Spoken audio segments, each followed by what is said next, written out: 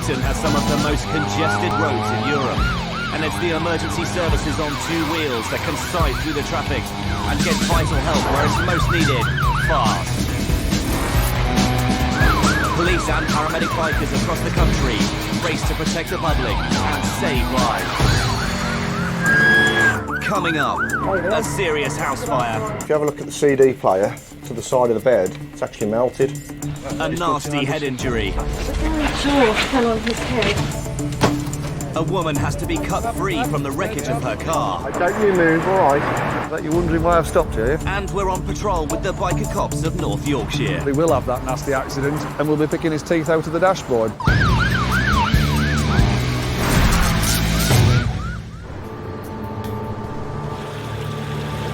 Birmingham, Sunday morning. On duty, biker paramedic Mark Hayes.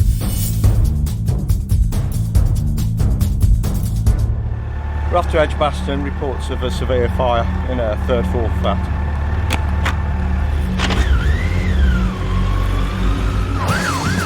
Mark needs to get there fast. On his Yamaha FJR 1300, he can sprint across town quicker than an ambulance. The bikes carry all the same equipment as an ambulance and are fitted with our cameras, so we arrive at the scene of an incident the second they do. In the UK, there are over 40,000 accidental house fires every year, killing over 200 people.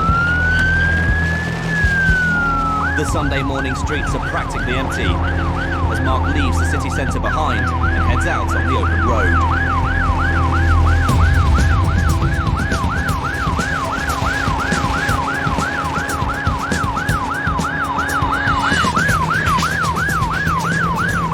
The location is 2.5 miles away.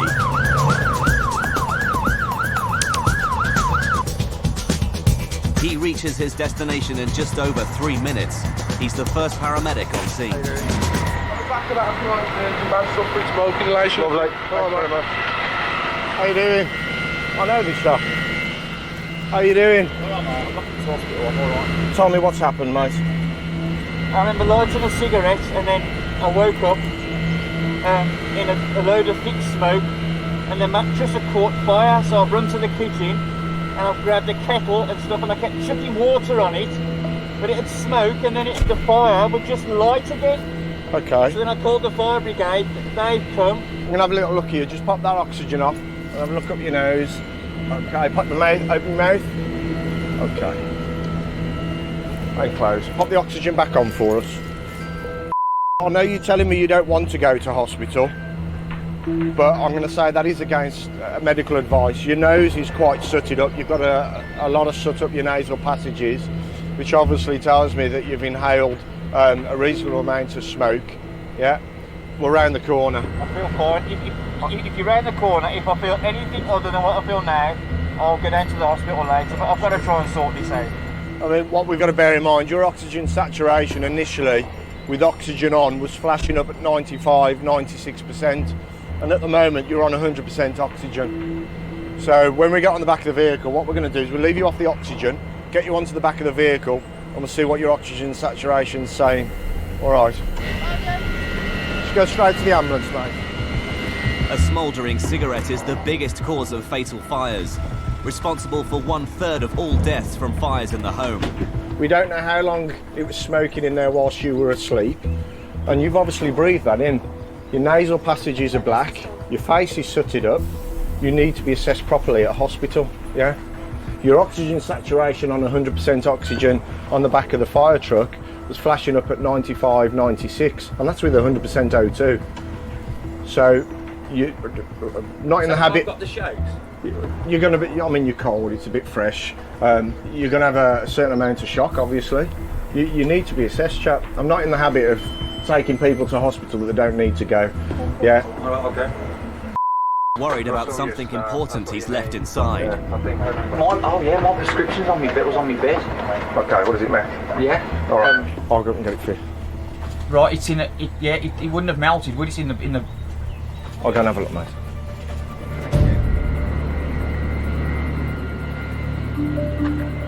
Is he the only one in this block, is it? Yeah. Is The water used to put out the fire has flooded the flats below. I think he's got a bit of leak there. Anything that's burnt, and then start exposing. Yeah. Oh, you still feel the heat, can't you? Just wash your feet. Yeah. So he's actually on there. He remembers lighting the cigarette. The next thing you know, he wakes up and there's smoke and he can see flames. And he's tried to put that out with a kettle. You can see the damage to the building, as in the smoke damage. He's been one lucky man. Extremely lucky man. So, I mean, if you have a look at the CD player to the side of the bed, it's actually melted. That's the heat. I mean, he's worried about his medications in here. I'm assuming that's his methadone on the bed. But he ain't going to be able to have that because that would have heated up. Red up. It's all burning over here. Yeah. And the beds, you can see how far the seat of the fire is. The long burning fire. So how this man's got out alive, Very lucky. he's extremely lucky. In the heat of the fire, the light sockets and even the smoke alarm have also melted. Right, there's your smoke alarm. You see it's starting to melt. God, it's warm up here. It's all right for you, you haven't got all these leathers on.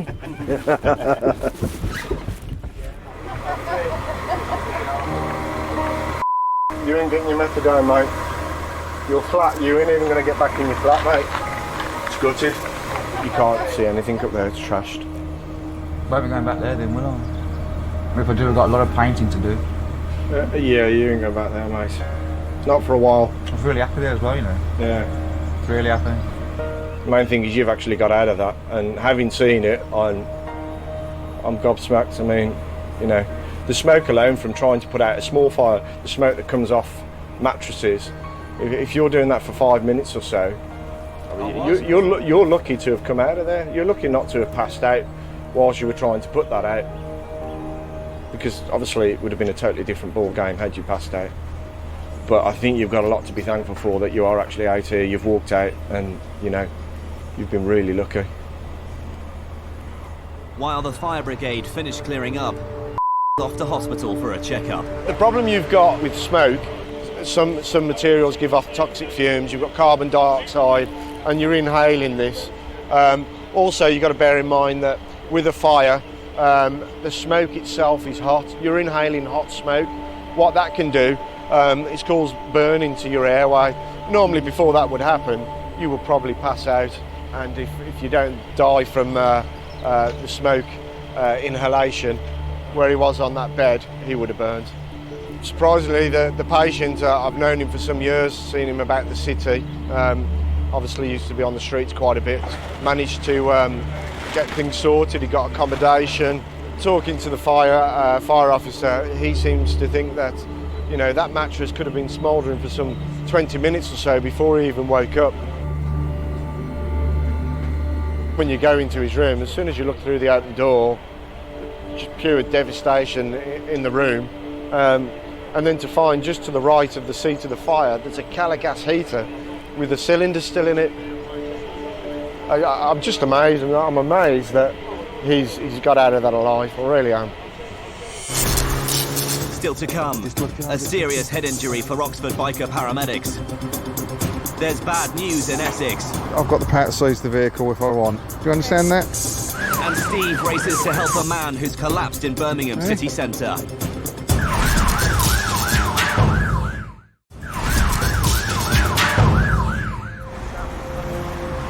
Oxford, in the heart of southern England, covered by the emergency bikers of the South Central Ambulance Service. 5 miles north of the city, at an ambulance station in the village of Kidlington, a 999 call's coming in to biker paramedic Eddie Webb. Head injury following a garage door falling on the patient's head. What's your copy?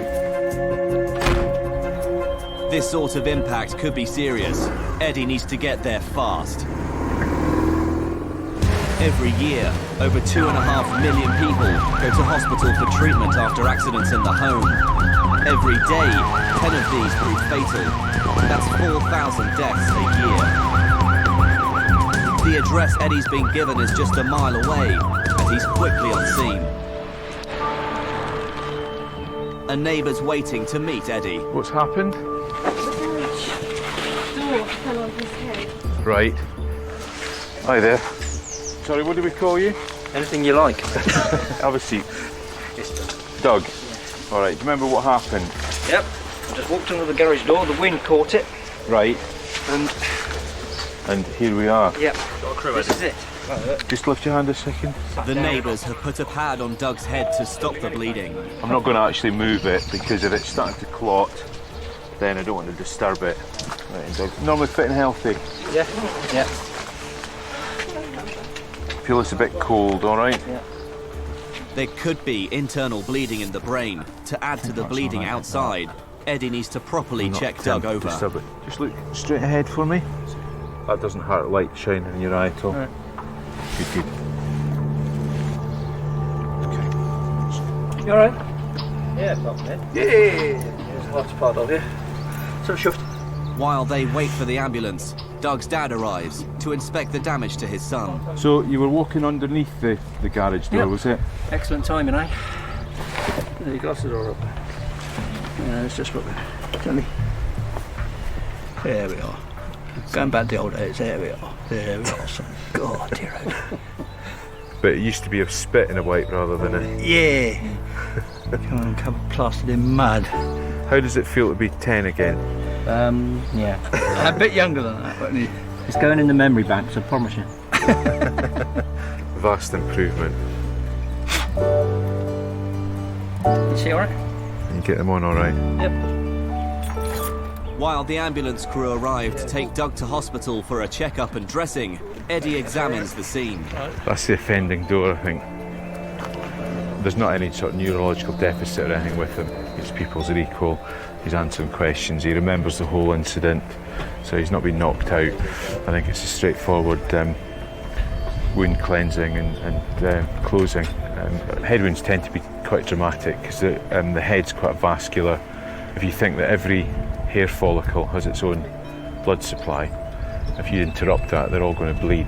So head wounds always look a lot more dramatic than what they usually are.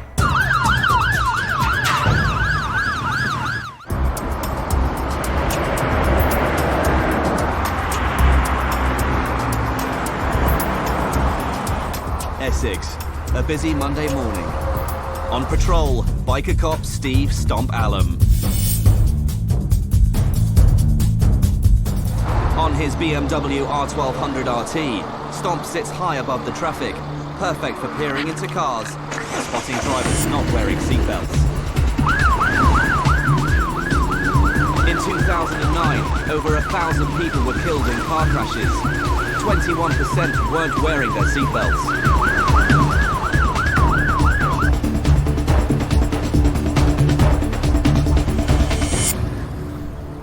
Hello there. Come round there at the road, please. Right, reason I stopped, you're not wearing a seatbelt at all. Any reason for it? I just got out and I got back in again. I was just hopping down the road. Right. I'm sorry, I do normally. Okay. What are you off to then? Just up to, I deliver some sandwiches just down the road. All right. Just And there. whereabouts? Just down the road. Just off of Crouch Street. Right. And how far you come? Up to the petrol station and then to here. A little bit too far. Okay. I'll be issuing you a fixed penalty ticket this morning, but the message is, can we slide it on all the time? Okay, because accidents just like to have you on a short journey as they are a long one, okay? Really, I'm stupid as hell because my kids. No, you're not that bad. I bet you moan at them enough, don't all you? the time. Have you got your licence on you? So I can have a look, I please? haven't. Okay, if you come over to the bike then. Stomp's curious about the sandwich delivery. What do you actually do for a living? I'm a caterer. You're a and then I caterer. just deliver occasionally. Right, okay, so that's what you're doing at the moment, is it? Yeah, just dropping some off. Is it your own vehicle? Yeah, it's my father-in-law. Well, it's in his name, but it's ours. Mine and my father-in-law. Yours and your father-in-law, okay. You insured for business purposes? Right, okay. Quebec Tango 54. Just a vehicle check, please. Yeah, London Road Stanway on a 1. Does the insurance show business purposes on there at all? Yeah, receipt. Can you do us a name check and #DL on the keeper? Right, so you do catering for a living? Yeah, I just make it at home and then sometimes I deliver. You're getting paid for dropping the sandwiches, are you? Yeah, they're paying for the sandwiches. Right. You may not be insured. What? You may not be insured because your policy doesn't say business use. Oh, did tell her. I said that I use it Right. to deliver the food when I done the whole policy. Okay, I'll just make a phone call because it's not showing business on the policy. Until I make the phone call, I don't know. I'm still covered to drive it though, aren't I? Well, if you're using it for business purposes, you might not be insured. So we'll find out. While waiting to get through to the insurers, Stomp issues the ticket for not wearing a seatbelt. How much is the fixed penalty? £60. How many points? No points. Well, that's yours. So, okay then, thank you. Okay, bye. Right, bad news is you're not insured. Your policy as indicated on our P&C system is right. You're only covered for social, domestic and pleasure purposes. You're not covered for business use, which you're obviously using the vehicle for. Two things I can and should do. One is I will be issuing you a fixed penalty for the offence of driving without no insurance. The second one is I've got the power to seize the vehicle if I want. I'm not going to seize the vehicle. How far do you actually live from here? Is it? Sorry. Haven't you? Okay. Just down the road. Okay. It's next to the hospital. Right. What I'm going to ask you to do is, once we're finished here, turn around and take the vehicle back home. Obviously, contact the insurance company and you're going to have to sort out with them about getting insured. Okay? I'm insured if I haven't got the food. Aren't You're I? insured for like normal use. Go get my kids when I've got the Yeah, of food. course you can go and get your children, that's not a problem. It's why you use it for business purposes. Unfortunately, I saw what was in the back there and I gathered what you were actually doing. Okay, so I'll be issuing you a ticket for the no insurance. You're not going to like this one, £200 and 6 points on your licence. Okay, but it is your responsibility to check and ensure that you are covered. Do you understand that? Yeah. Okay.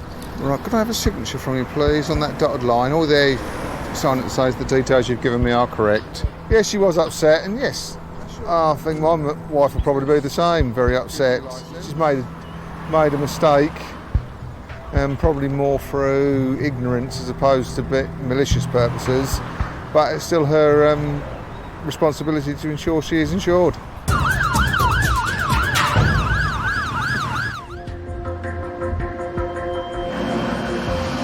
Mid-morning, Birmingham. Biker paramedic Steve Harris is on duty. A 999 call's coming in. A man's having a seizure in the street. Steve sprints through a red light, up a one-way street, and straight across pavements to get to his patient. In just over a minute, he's by his side. Hey, my chap. All right. How you doing, chap? Hey? Would you be both come out the police station? Yeah. And he just started fitting and went down. He went down on the floor. Was he shaking? Yeah. You seen him? Yeah. Holding his head, stop his head looking. Excellent. You seen him like that before? You'd never seen him have a fit before. This could be anything, from epilepsy to concussion. How are you feeling? All right. Can you roll over so that I can see you? That's a good lad. Do you know what's happened to you? No? Your mate says you've had some sort of convulsion. You've been shaking as if you had a fit. Do you want to lie down again? Go on, lie down. How long did this last for, mate? 2 minutes. Okay. And you say, are you one of his mates? Yeah, I've both come out the police station. Yeah. How long are you in the station? He's been in there since 5 last night. And how old are you?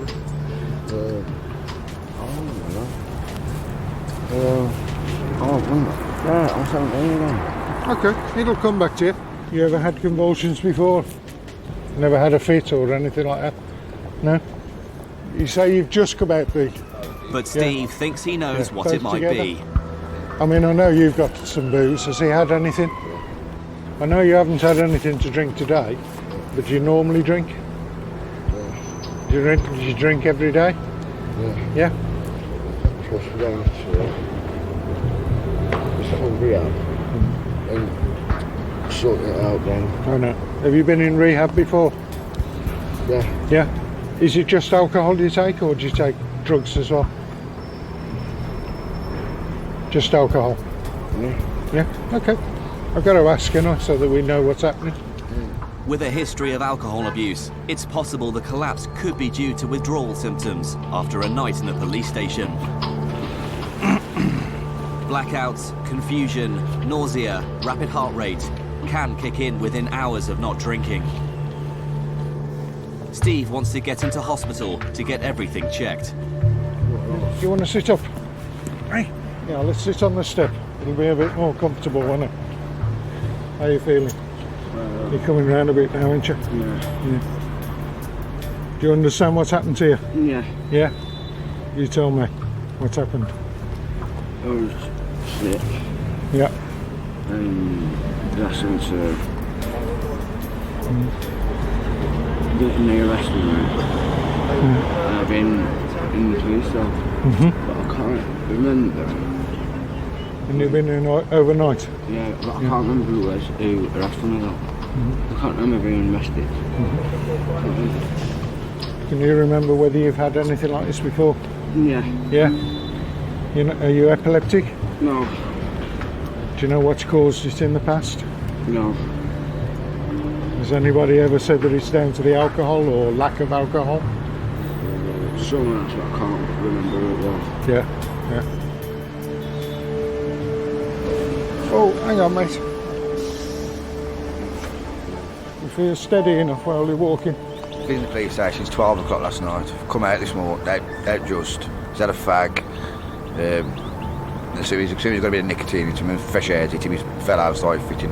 Like an epileptic kind of fit, that kind of thing. See, I've seen kinds of things like that before, for drink when you've got no drink in your system and stuff like that, relapsing stuff. Back on the ambulance, the man's made a decision. He's fully recovered now. He's refusing to go to hospital. I'm of the opinion that he's awake and aware enough to make that decision.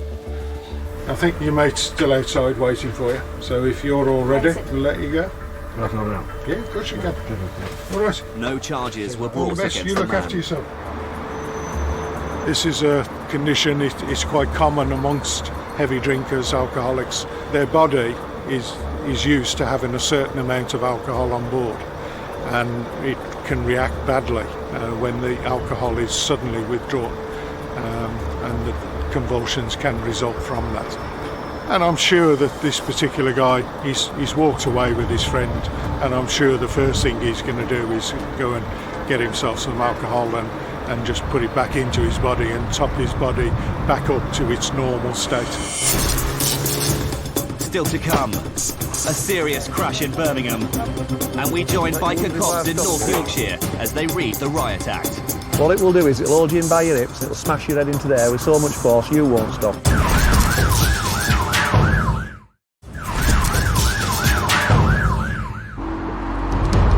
Birmingham. Biker paramedic Mark Hayes is receiving a 999 call. Reports of a two-car RTC.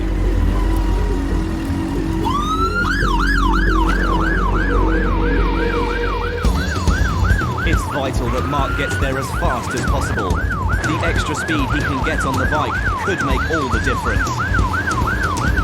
The RTC, or road traffic collision, is less than a mile away. There's been a heavy impact. All the emergency services have been called. One driver's out of their car, one isn't. Keep your head still, keep your neck, bring it back still. Alright. My name's Mark. You got pain in your neck at all? Yeah. The driver, Any pain Dolores, down the back? has severe pain down her Any back. pins and needles This at all? could indicate Tingling? a spine injury. You got tingling in your If one right? of her vertebrae is broken, moving her could sever the spinal cord, paralysing her for the rest of her life. Driver's got thoracic region, spinal tenderness, so she's got to be immobilised, taken out of the vehicle. We were just going to assess how we were going to do that, which was the easiest way. Roof removal. Yeah, we'll do it that way. Okay. Yeah. Mark takes no chances in cases like this. Just to let you know what's going to happen, because you've got this tenderness in the centre of your back, we have to immobilise you, we have to keep you nice and still. The easiest way of doing that is by popping a board down between your back and between the chair and taking you out the back. All right. What we're going to do is just pop some goggles and a mask on you. The reason for that is, obviously there's going to be fragments and glass dust floating about. We don't want you to inhale them or for them to go into your eye. Okay. The Okay, emergency lovely. services all swing into action, removing the roof of the car quickly but carefully. One of Mark's main jobs at this stage is to keep Dolores calm. As soon as we can get these glasses and mask off you, we will. All right.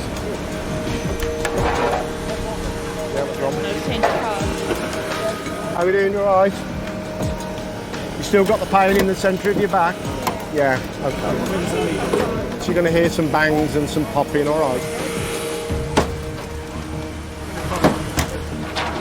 Up with this, right? Up, spades up. With the roof off, the team can now prepare Dolores to be extricated. Just lose that mask, all right? All right. What we're going to do now is we're going to start to think about getting you out. We're going to do everything for you. When we move you, if you get any new pain, funny sensations, or you just need us to stop, say, we'll stop and we'll readdress. You all right with that? Excellent. Okay. If I just get in and take the head. Okay, I've got the head. The shoulders good. Nice and still. Teardrop down the back. Nice and still. Just support the body weight. Don't you move, all right? As far down as it'll go. That's cool. So board in between the two. Keep the board nice and still. Is that as far as it'll go? Okay. Okay, the patient can just relax on the board. You can go back a bit further if you want. Okay, just relax. Just relax. Try and go all the way so that the board's just above the seat. Okay. Right, we're good on that. Okay, just relax. Nice, slow, deep breath. Hands on your tummy. What we're going to do now is we're going to slide you up the board. You need to keep nice and still. The commands are going to be ready, steady, slide, okay? We'll move on slide. Okay, we're right down here. Okay, so ready, steady, slide. Okay. Just nice and still, nice and still. Happy to go up another foot, guys? Yeah, when you're ready. Steady, slide. Excellent. Okay. If we just feed the board straight out the back. Come in. Okay, I'll have the head. Thank you very much. Nice and still. Your hearing's going to go a bit muffled. 1, 2, 3. There we go. Right, to get you in the back of the ambulance now, all right? In hospital, Good to go. Dolores will have her spine x-rayed to check the extent of the damage. If she has broken vertebrae, it'll be a slow and delicate recovery process. Okay, I'll leave you with the crew and they're going to pop you up to City Hospital. Okay, they'll get your back looked at and x-rayed. Okay. Thanks again. Yeah, no problems. These sort of jobs involves police, fire and ambulance, and it is just one big team effort. You know, each service plays a very important role in managing and treating incidents like this. This lady's the first time she's ever been involved in an accident. That in itself is going to be really, really scary. But then when we start to treat her and then try and extricate her from the vehicle, that's going to be even more frightening. So it's really, really important that we try to reassure her all the time. If you don't explain what's about to happen, we've got somebody here who's got spinal tenderness. You know, she hears a bang and jumps. If there's a spinal injury there, you know, the risk is phenomenal. So I do believe it's important to talk to the patient. It's important to reassure them. But yeah, it went nice and smooth. Another excellent team effort.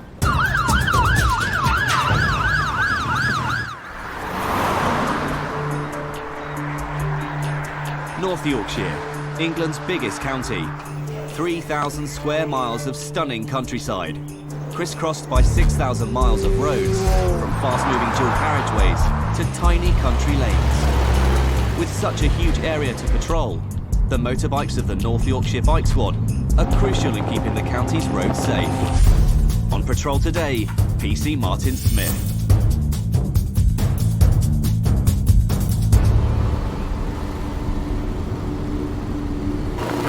It's late afternoon when Martin's shift begins, the peak time for road traffic accidents. These country roads are narrow and winding. Every month in the UK, someone dies because they ignore double white lines. As Martin approaches a 90-degree bend, a car coming the other way clips the corner at speed. As it passes, Martin suspects the driver isn't wearing a seatbelt. On his BMW R1200 RT, top speed 140 miles an hour, Martin can quickly turn round and head off in pursuit.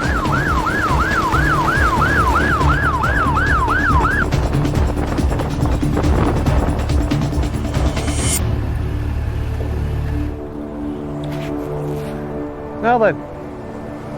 Bet you're wondering why I've stopped you, are you? Want to hazard a guess?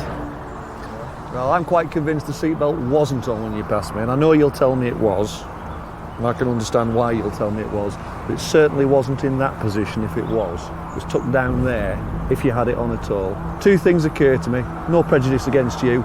If you haven't got it on, you're going to get hurt, because the airbag ain't going to save you, because it's designed to work with that. Alright? Secondly, if you've got it tucked down there around your waist because it makes manoeuvring around easier, alright, what it will do is it'll hold you in by your hips and it'll smash your head into there with so much force you won't stop it. And the second thing, alright, is you wouldn't have to cut the corner over the central white line round the bad bends at Coldale Pond where the water is if you were probably going a little bit slower. The white line there is to keep you away from the likes of me coming the other way. And as I come round the top bend, I could already see that you were going to cut that corner off. One, because the speed you were approaching the bend, and we're not talking about speeding here, we're talking about inappropriate speed. So it's not the same as getting 3 points and a ticket, yeah? It's the same as just doing the wrong thing. I'll give you the benefit of the doubt over the seatbelt because I can't categorically say it wasn't on, but I know it wasn't hanging like that because I had to watch where I was going because you were cutting the corner. All right? Is this your motor? Is it your normal car? Yeah. Are you the registered keeper and the person insured to drive it? Well, I've just sent logbook off because I've just got it on Thursday. Yeah. You've just got it Thursday? Yeah. All right. I've just sent the logbook off. Right, well I'll get some details off you, check your documents and send you on your way, but I'm not trying to be funny, but I can see how you, driving your merry way home, minding your own business but enjoying yourself, end up in the middle of an accident and wonder why it happened. Yeah. All right? Yeah. All right, won't keep you a minute. Well, basically the guy cut the corner off completely as he came round Coldale Ponds, which, fair enough, I'd seen him coming, but somebody else coming the other way are going to end up being caught up by him. Now the only dilemma there is I'm quite sure he didn't have his seatbelt on.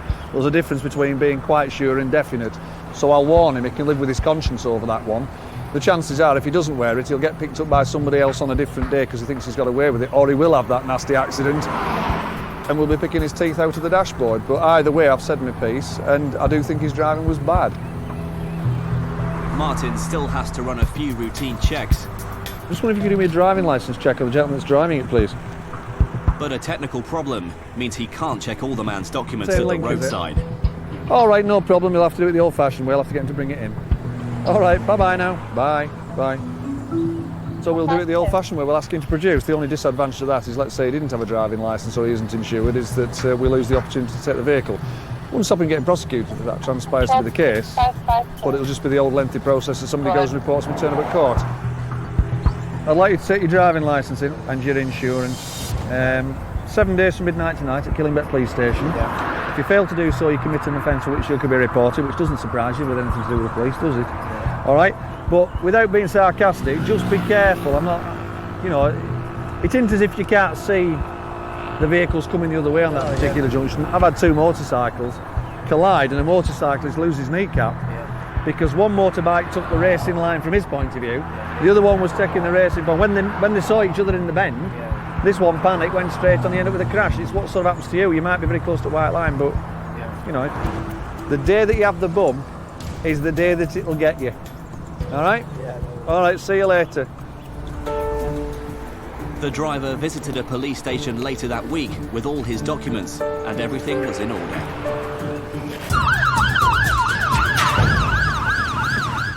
In Birmingham, there's another 999. A man's coughing up blood on the edge of the city centre. Biker paramedic Steve Harris is responding.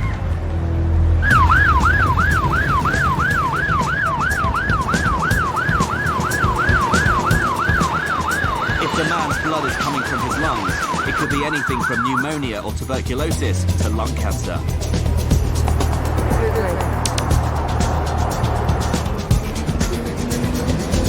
Who are we looking at? Who's the patient?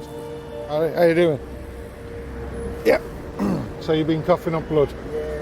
Yeah. Is it when you cough or when you're sick? Coughing. You had it before today, have you ever had it? Oh, just last night and... Last night and today? Last night and today. Yeah. You're going to go to hospital? Yes. Okay. I'm giving in. Yeah, he's giving in. All right. I'm saving in and I don't feel very well. Okay. Have you got any pain anyway? You hurt in your stomach? A little bit, yeah. Yeah. All right. Sorry. That's all right, so you don't have to be sorry. How much you had to drink today? 2 or 3 cans at the most. That's all. And what's your name? Isaac. Isaac. How old are you, Isaac? Page 57. Pretty good. When was the last time you coughed someone? 5 minutes ago. Okay. Right. If I go to hospital, what's Yeah. going to happen? Well, they're going to check you out. They're going to make sure that everything's okay and try to find out what's happening with this blood. Because coughing up blood ain't normal, is it? Eh? I'm in the shock. The shock. You're in shock? No, shock. Shaking, man. You're shaking, yeah? Yeah. The blood could be I know coming you're- from the you're man's coughing stomach, up blood, but I lungs, need to throat, get your or finger. mouth. Oh, scratch. It's difficult for Steve to tell what's causing the problem on the street, You hold and he that wants on to there. get the man to hospital, but he's having second thoughts. If you go home, how are you going to stop the blood coming? If I go to hospital, Yeah. They're going to find out where this blood's coming from. Because that's what we said. All right, coughing up blood's not normal, is it? And you said you were going to go. okay. Okay. Can I have a fag before I go? Of course you can have a fag. Yeah. We'll let you have that before we put you in the ambulance. With that one there.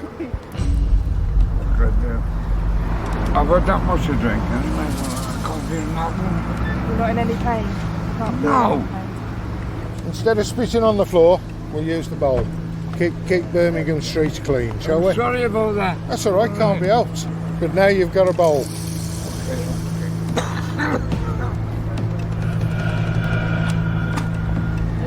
Pure blood coming out. Morning, sir. Ready to rock and roll? Let's get you fixed up.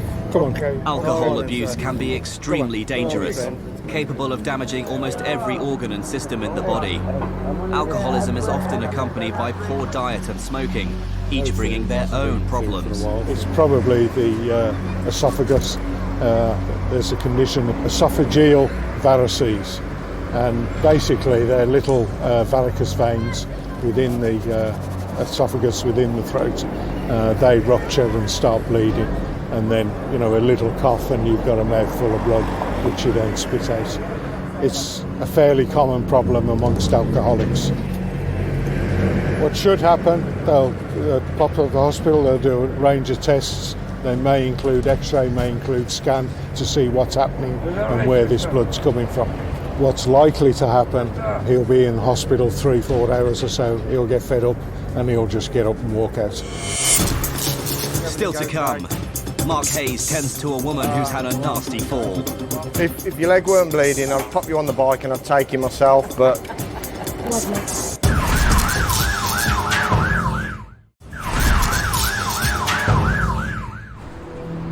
Birmingham, early afternoon.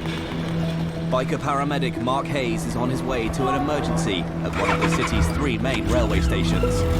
An elderly woman has had a nasty fall down the stairs. Falls are one of the most common injuries in the elderly. Broken wrists or broken hips can have a life-threatening or life-changing effect.